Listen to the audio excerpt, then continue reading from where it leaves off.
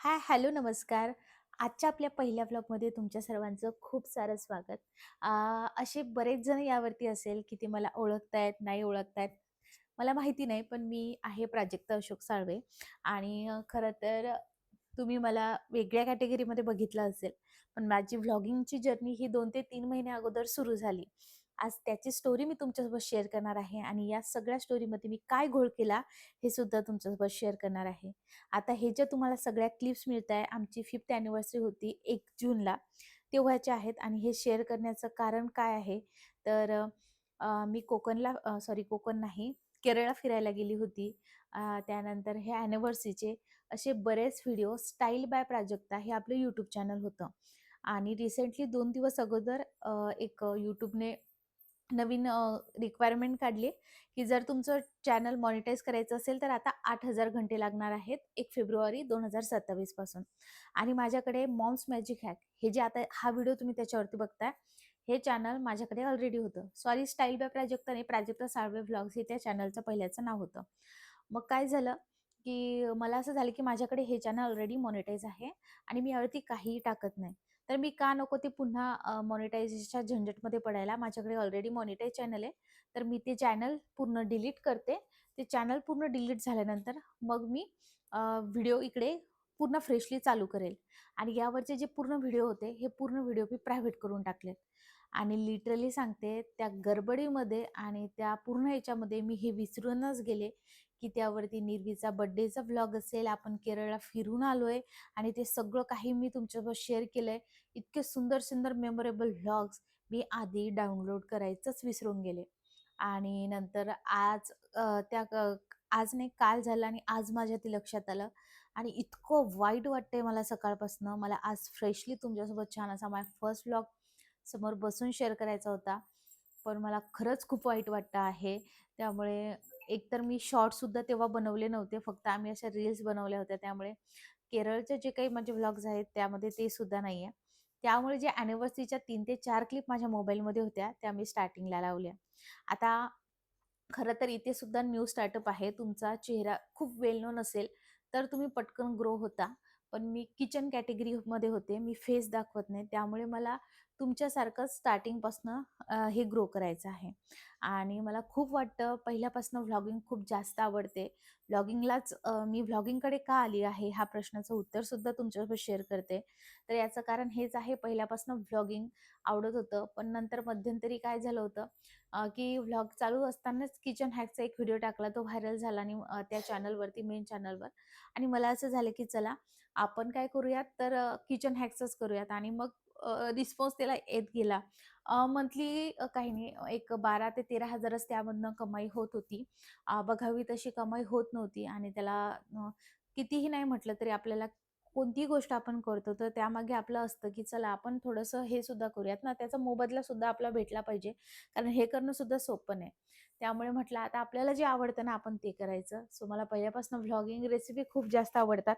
तर मी असं ठरवलं, की आपण व्लॉगिंगमध्ये रेसिपीसुद्धा शेअर करू शकतो. त्यामुळे मी आता फ्रेशली व्लॉगिंग चालू केलेली आहे. हे चॅनलवरती जरी 4,000 4,500 तुम्हाला सबस्क्रायबर दिसत असेल, तरीही हा काउंट माझ्यासाठी 0 आहे आणि इथून आपल्याला पुन्हा हे चॅनल ग्रो करायचं आहे. इतकं वाईट वाटतंय ना मंडळी, ते सगळे व्हिडिओ म्हणजे मला बाकीचे व्हिडिओ गेले त्याचं काहीही वाटत नाही.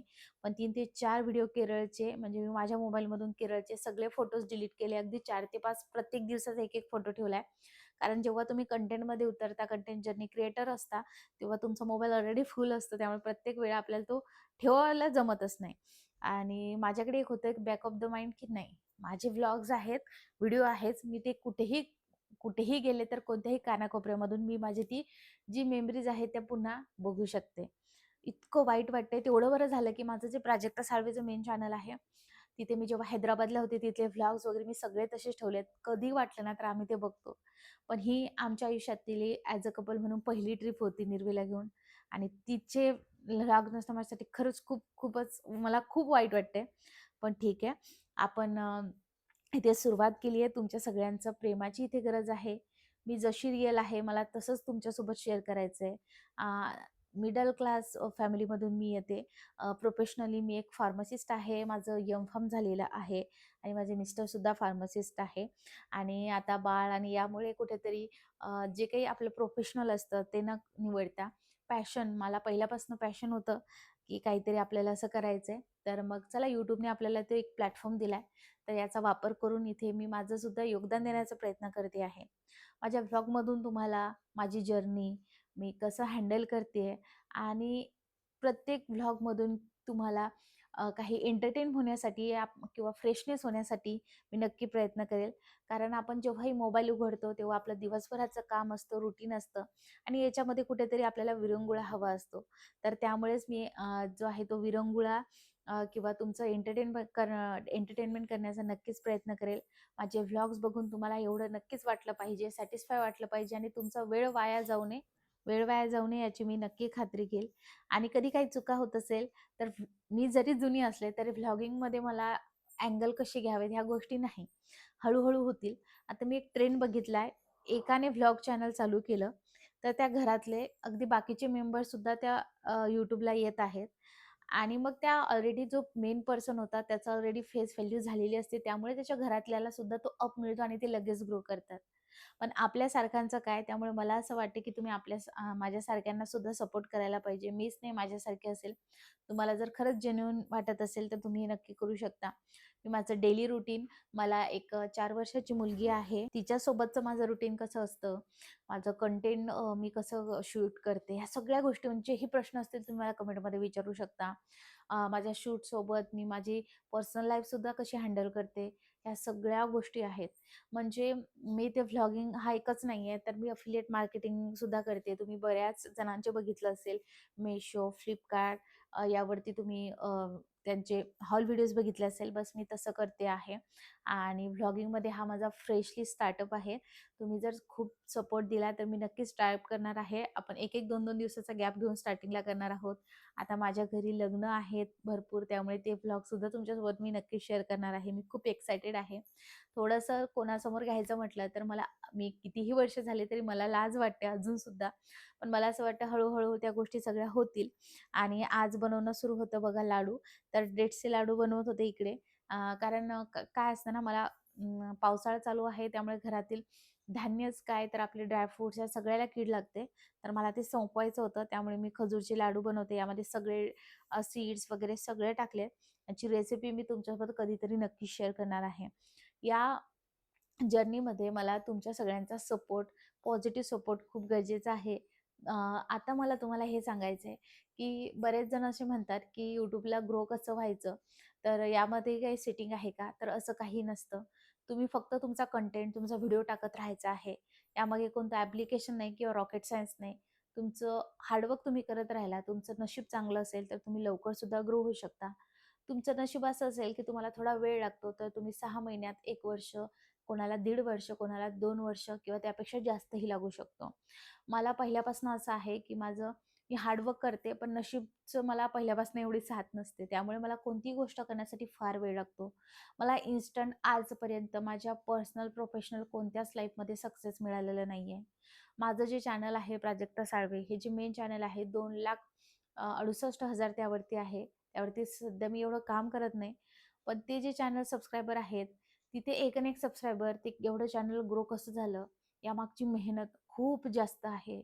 मी खूप म्हणजे हे जेव्हा करत होते, तेव्हा पेशन्स खूप गरजेचा असतो आणि सगळ्यात महत्त्वाचं आपल्या लाईफ पार्टनरची साथ. आपल्या लाईफ पार्टनरची जर साथ आपल्याला असेल ना, आपल्याला अपयश जरी आलं आणि आपल्याला कोणी कितीही काही म्हटलं, काहीही वाटत नाही. वाटतं, कोणी काही म्हटलं तर वाटतं, पण आपल्या पाठीला एक हात असला ना, तर त्यामुळे कोण काय म्हणतं, तुम्ही अगदी YouTubeलाच येत असाल असं नाही. तुम्हाला जे आवडतंय ते करा. फक्त ते काम करत असताना स्वतःला एक प्रश्न विचारायचा, हे जे मी काम करते ते योग्य आहे ना?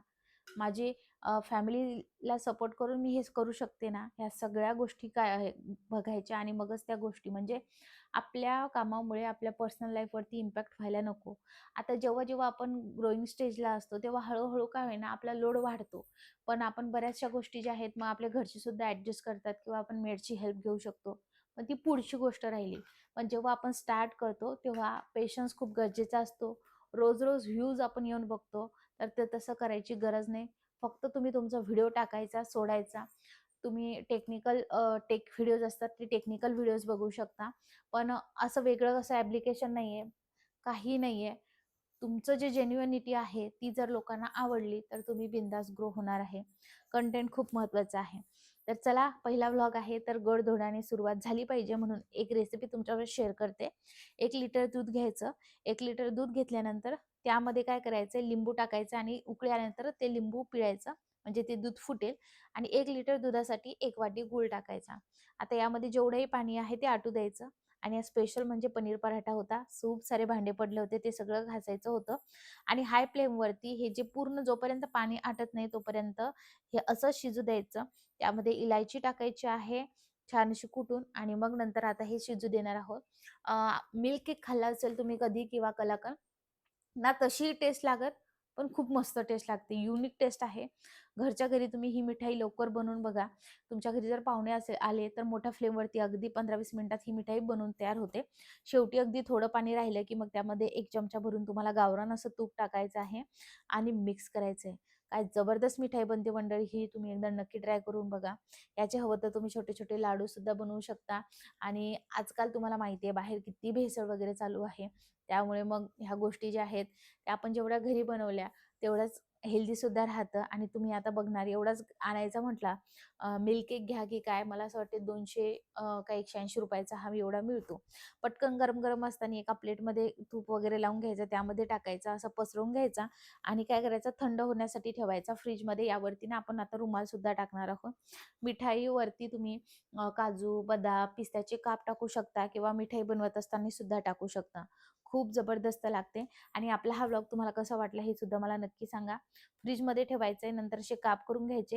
याची अशी परफेक्ट वडी तर नाही जमत, पण आपलं कलाकंद कसं असं मोकळं असतं, बस तसं असतं ते.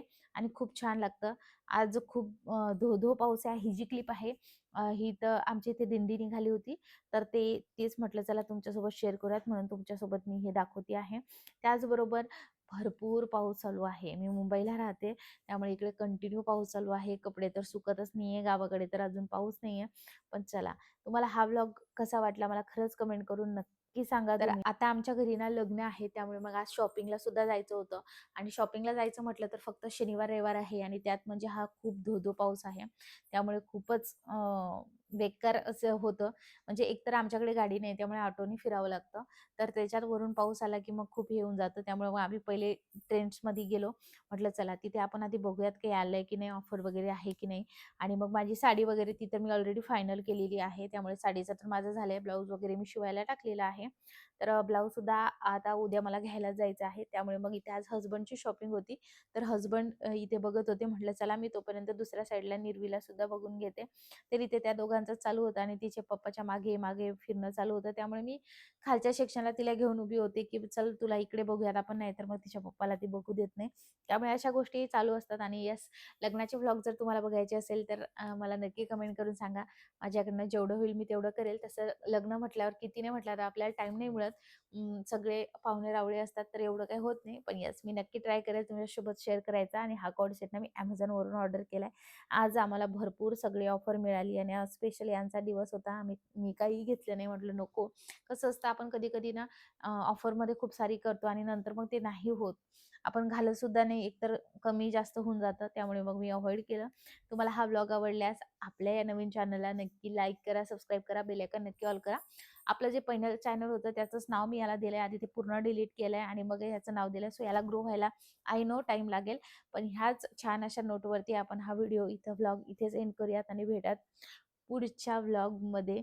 सो एक्सायटेड राहा. मी खूप नवनवीन अशा कन्सेप्ट घेऊन किंवा मी ट्राय करणार आहे माझं बेस्ट देण्याचं, तुमच्यापर्यंत छान असे व्लॉग्स बनवायचं. आणि व्हिडिओच्या एंडला तुम्ही बघू शकता 200च्या नोटचं काय हाल झालेले आहेत.